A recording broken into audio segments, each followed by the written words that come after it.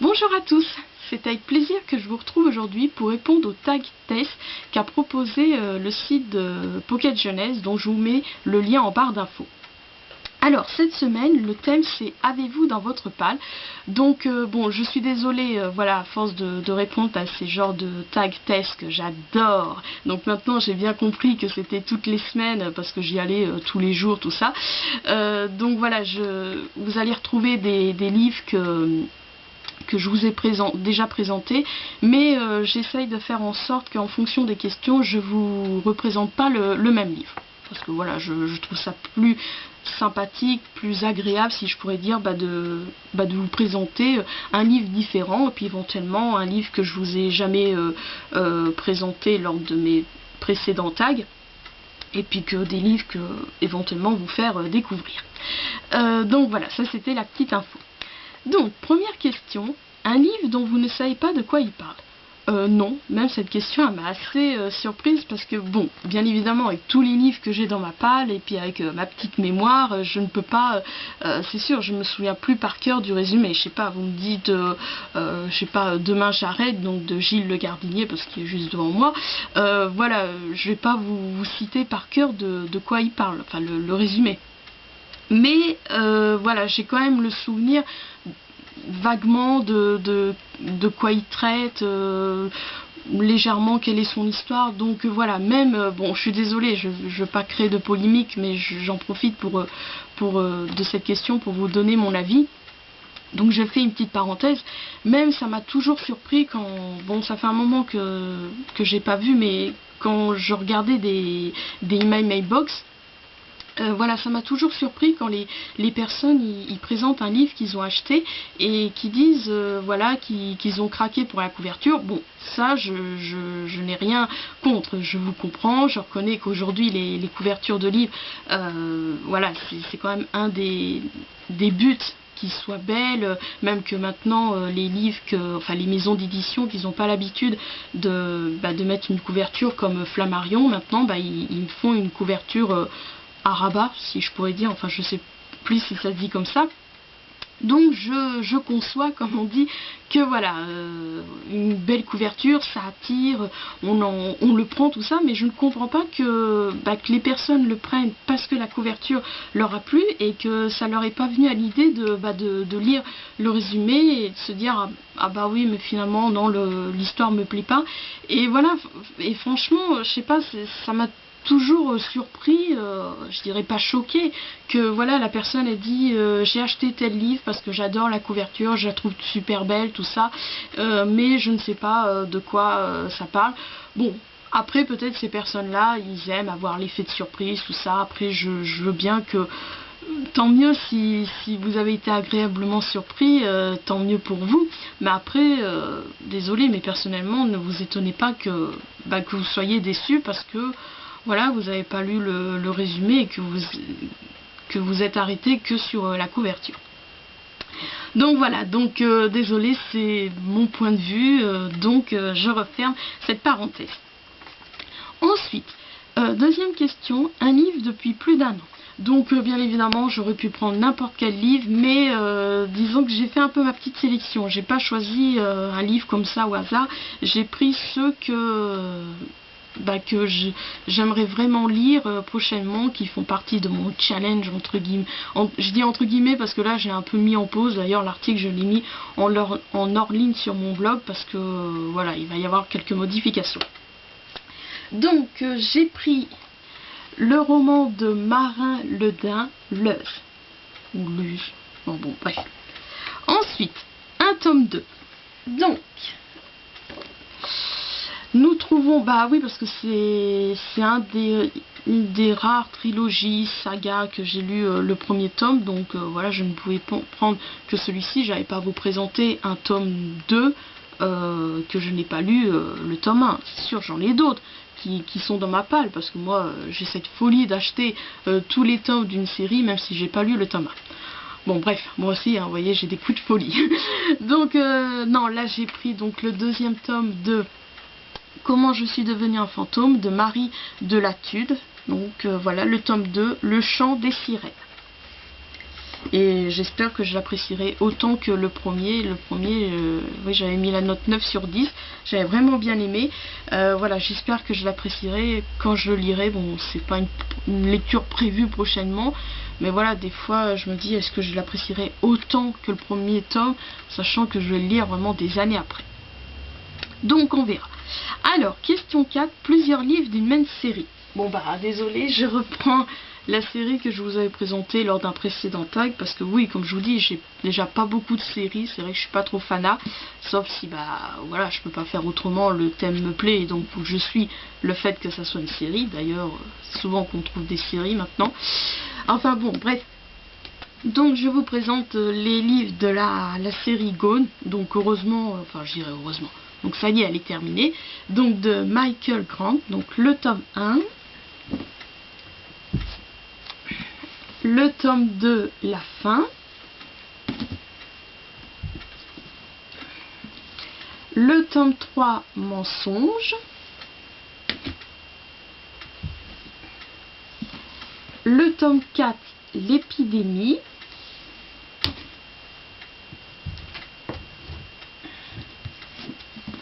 le tome 5, la peur, et le 6e et dernier tome, la lumière.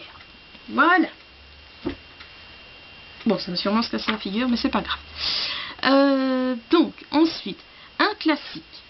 Alors, c'est vrai que dernièrement, je vous expliquais, pendant une période, j'avais une folie de lire des classiques, donc j'en avais récupéré quelques-uns dans la bibliothèque qui se trouve au bureau, donc chez mes parents, et j'en avais acheté, mais c'est vrai que dernièrement je me prends ceux qui sont adaptés en BD, donc comme Le Rouge et le Noir, et là j'ai ajouté dans ma wishlist Léo de Hurlevent. Donc en petite info, je troque Léo de Hurlevent et je vais regarder sur Livraddict qui c'est qui le veut pour éventuellement troquer. Bon, voilà pour la petite info. Donc j'ai opté pour Les Liaisons Dangereuses de Laclos. Ensuite, un livre qui vous fait vraiment très très envie. Donc j'ai opté pour Inventaire après rupture de Daniel Handler et illustré par Mayra Calment. Ouais. Oui, il me fait très très très envie, mais je me réserve de, même si j'ai un peu, je dirais pas merder, mais là, même si je respecte pas vraiment mon challenge témoignage de vie, je vais le reprendre bien à la rentrée en septembre, et voilà, celui-ci je me le réserve pour décembre. Et en décembre, j'ai dit que je faisais une petite pause et je veux le lire. Ensuite, un livre que vous gardez pour le lire pendant une période précise, grandes vacances, période de Noël. Donc bien évidemment, comme je dis toujours, pour moi l'été c'est Fort Boyard. Donc Les Disparus de Fort Boyard d'Alain Surgé. Donc bien évidemment je ne l'ai pas commencé comme je l'avais précisé là le 21 juin, parce que des fois je suis vraiment naïve, j'ai vraiment la folie des grandeurs d'avoir pensé, en le lisant seulement le dimanche, d'avoir pensé que je finirais avant le 21 juin un état en apnée, et non, mais tant pis, ça attendra l'année prochaine, en espérant que voilà, que je veux toujours le lire malgré que j'aurai vieilli d'1 an. Donc voilà, Les Disparus de Fort Boyard d'Alain Surgé, que je me réserve toujours en été. Ensuite, un livre que vous avez prêté sans avoir lu. Donc, nous retrouvons le roman de José Bournival, donc Bébé Boom. Donc là, je vous ai imprimé, j'ai pris la première couverture que j'ai trouvée sur Google. Donc, c'est la couverture du site Urtubis, mais c'est la même que Françoise Vire a repris pour leur collection Piment. Donc voilà, je l'ai prêté à une des libraires, et oui, vendeuse, oui, libraire. Donc voilà, je ne l'ai pas parce que je l'ai prêté. Ensuite, un poche. Donc oui, je vous dis, j'ai fait un peu ma sélection, j'ai pris vraiment les livres que... Ah bah voilà, c'est tombé. Bon bref, les livres que je sais que je vais lire prochainement, mes livres un peu chouchou, tout ça. Donc un poche, j'ai pris donc le second tome de Les Aventures d'Adrian Moll, 15 ans, donc de la regrettée Sue Thompson qui est décédée. J'ai d'ailleurs écrit un article sur ma page Facebook. C'était mon amie Anna qui me l'avait appris tout ça, donc c'est vrai que... Donc voilà, pour un poche, donc ce second tome, donc les aventures d'Adrian Mole, 15 ans, journal secret de Sue Townsend. Ensuite, un livre dont vous aviez complètement oublié l'existence. Bah non, c'est vrai que j'ai réfléchi et non, je ne peux pas parce que voilà, comme je vous dis, mon étagère est juste devant moi, donc voilà, en face de mon lit. Même j'ai deux autres étagères dans le hall, donc voilà, quand je sors, je vois toujours les livres et même j'en ai mis dans la chambre de mon frère, donc à son bureau, on a enlevé tout ce qu'il y avait, tout ça, j'ai pu mettre d'autres livres. Donc voilà, comme je suis censée voilà, je vais souvent dans le hall pour... après, il y a l'escalier, tout ça. Je vais dans l'ancienne chambre de mon frère. Donc non, je ne peux pas oublier les livres qui sont dans ma palle parce que je suis toujours là à aller les voir pour diverses raisons. Ensuite, votre prochaine lecture, promis, juré. Donc j'ai opté, donc comme je vous expliquais, oui, là j'ai un peu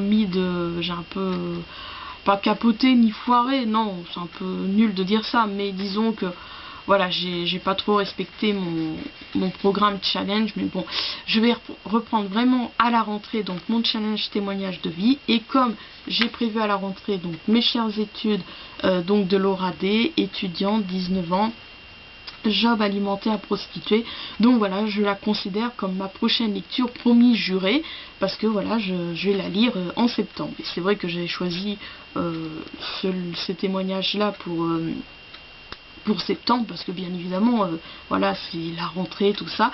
Et je fais une petite parenthèse en disant que j'espère que c'est vrai, parce que voilà, j'ai appris cette nuit en lisant bon, désolé, je vous raconte ma vie, en fait voilà, cette nuit j'ai lu l'article de Julia Nani, je vous mettrai le lien de son blog en barre d'infos, sur le livre L'enfer de Cathy O'Byrne. Bon, bref, donc c'est un livre que moi ça fait longtemps qu'il est dans ma palle, et donc qui faisait partie de mon challenge témoignage, parce que je l'avais acheté à France Loisirs et elle l'avait sous l'édition Pocket, et puis je me suis dit bah tiens, pourquoi je ferais pas une recherche comment dire, de sa tête, de son visage. C'est vrai que ça m'était jamais venu à l'idée, comme c'était le cas pour Céline Raphaël. Et là, je clique donc Cathy O'Byrne, et qu'est-ce que je lis? Le premier article de Google, qu'en fait, tout comme Micha je sais plus comment qu'elle s'appelle, l'auteur de Survivre avec les loups. Bon, je suis désolée, peut-être que vous allez m'en vouloir, mais bon, voilà quoi. D'ailleurs, je l'ai mis également dans ma page Facebook, tellement que j'étais choquée, scandalisée. Voilà, j'ai appris qu'en fait, l'enfer de Cathy, c'est totalement fictif. Voilà, l'auteur, elle s'est inspirée, alors je pense pas qu'elle s'est inspirée du film, pardon, ce Madeleine Sister, parce que je sais pas, peut-être que... Enfin, je sais pas, je veux pas trop m'avancer, mais je me dis, comme je l'expliquais à ma mère, je disais peut-être qu'il y a eu...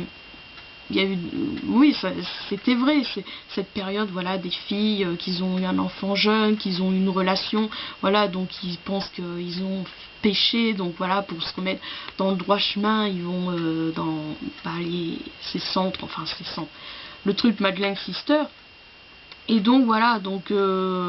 elle s'est inspirée, voilà, je me dis, mais bon Dieu, si ça a été Survivre avec les loups, je me souviens, Survivre avec les loups, j'avais appris ça quand j'étais au lycée, et je sais que j'avais été, comme je l'explique dans mon article, j'avais été vraiment, voilà, je trouvais ça honteux, parce qu'en plus, le livre, il faisait partie de la sélection de Les Prix des Incorruptibles, alors voilà quoi, mais bon, j'apprécie vraiment le film. Donc pour la petite parenthèse, donc voilà, donc ce qui fait, comme je l'ai mis dans mon article sur ma page Facebook, je me dis voilà, si après Survivre avec les loups, après l'enfer de Cathy, qui dit vrai? Et même j'allais oublier, il y a aussi L'herbe bleue, que c'est également fictif, que j'avais également lu. Après avoir lu l'excellent Hélène, j'ai commencé par un juin. Voilà, je l'avais dévoré je l'avais dévoré en une semaine, et après, après avoir lu, ça a été mon premier témoignage. Et je me disais, après, bon, je compte pas Journal d'Anne Frank, parce que j'avais vraiment pas aimé. Je sais même pas si j'avais lu avant. Bon, bref. Et donc voilà, je faisais part à la documentaliste de mon ancien lycée que je me disais mais comment je peux lire un livre fictif après avoir lu voilà ce témoignage poignant, et elle m'avait dit bah tiens lis L'herbe bleue, et donc voilà j'avais pas autant aimé, donc par chance ça m'a permis de reprendre la lecture de livres fictifs, et voilà j'ai appris l'année dernière, ouais, ça fait bien un an et demi qu'on le sait, que l'auteur, enfin voilà, que L'herbe bleue c'est un roman fictif. Donc voilà. Ensuite, un pocket jeunesse. Alors, j'ai opté pour, donc non c'est pas une de mes prochaines lectures, mais voilà, je l'ai opté parce que j'avais commencé à le lire, j'avais bien aimé, et c'est vrai que Michael Morpurgo, donc là c'est Le secret du renard, c'est vrai que j'apprécie ces livres, bien que j'en ai toujours pas lu un seul, parce que voilà, il met souvent, si ce n'est toujours, en scène les animaux. Et là, c'est le renard. Oui, puis il y a peut-être parce que le renard est devenu un de mes animaux préférés. Ensuite, un livre que personne n'a aimé, du coup vous avez un peu moins hâte de le lire. Ben non, tout simplement parce que j'ai réfléchi, j'ai regardé, et non parce que en fait, bon c'est vrai que ça soit en film ou en livre, même s'il y a des mauvaises critiques, je suis toujours mon cœur. Je me dis d'accord, il a peut-être de mauvaises critiques, d'accord, des personnes ne l'ont pas aimé, mais moi si j'ai vraiment envie de le lire, et ben je le lis. Mais j'avoue, bon il n'est pas dans ma palle, parce que voilà, je triche un peu, je diverge un peu, mais voilà, j'ai enlevé de ma wishlist le livre WAK, là, W-A-K-E, de Lisa, bon je sais plus son nom de famille, il me semble que c'est Lisa. Je l'ai enlevé de ma wishlist parce que voilà, à force de lire plein d'avis négatifs. Ensuite, un livre que tout le monde a aimé, du coup vous avez peur d'être déçu. Là pareil non, tout simplement parce que moi en fait, que ça soit encore une fois un film ou un livre, plus j'en entends parler, moins j'ai envie de le lire ou de le voir. C'est vrai que c'est peut-être bizarre, mais voilà, moi oui peut-être dans le contexte que comment dire, voilà je me fais un peu trop, voilà il y a peut-être ça, je sais que avec ma mère donc enfin on s'est dit bon allez on va regarder les choristes, parce que tout le monde disait ah là là c'est triste à la fin gna gna gna tout ça, c'est choquant gna gna, et ça nous a pas du tout choqué, on n'a pas du tout été attristé. Alors c'est pour ça que maintenant voilà je suis toujours mon cœur, mon instinct. Il y a éventuellement, si j'avoue, bon voilà, j'avais dit non parce qu'il n'est pas dans ma palme, mais bon voilà, pipelette comme je suis, comme je divague, comme je vous raconte ma vie. Il y a également, il y a éventuellement le livre Loin de tout, alors je sais plus l'auteur, je suis désolée, qui a été là ce mois-ci, ouais il me semble que c'est ce mois-ci, qui a été donc édité chez Milady. Et l'autre jour quand je suis allée donc à Géant, je l'ai vu et j'ai hésité à le prendre parce que en fait la veille j'avais lu l'article sur la page Facebook de Margot, où elle disait que voilà elle avait été un peu mitigée, et donc j'ai hésité, et franchement des fois ça joue vraiment à rien. Franchement elle aurait publié ça le lendemain, sans hésiter je l'aurais pris, mais bon voilà quoi, oui, je veux le lire, il est dans ma wishlist, je l'ai pas enlevé. Mais voilà, je pense que je le prendrai si quelqu'un le troque, tout ça, ou si quelqu'un me l'offre. Enfin bon, bref, pour l'instant, les swaps, le prochain, ça sera sur Grain de sable. Donc, je vais faire une liste de livres que ça évoque l'été, les vacances, que là, sur la couverture, ou le titre, il y a le mot, je sais pas, sable, mer. Donc voilà. Ensuite, un livre qui va être adapté au cinéma et que vous voulez absolument lire avant. Donc, encore une fois, je vous raconte ma vie parce que c'est vrai qu'il y a une histoire avec les adaptations cinématographiques et moi. Voilà, bon, c'est vrai que ça a toujours été les livres adaptés en film.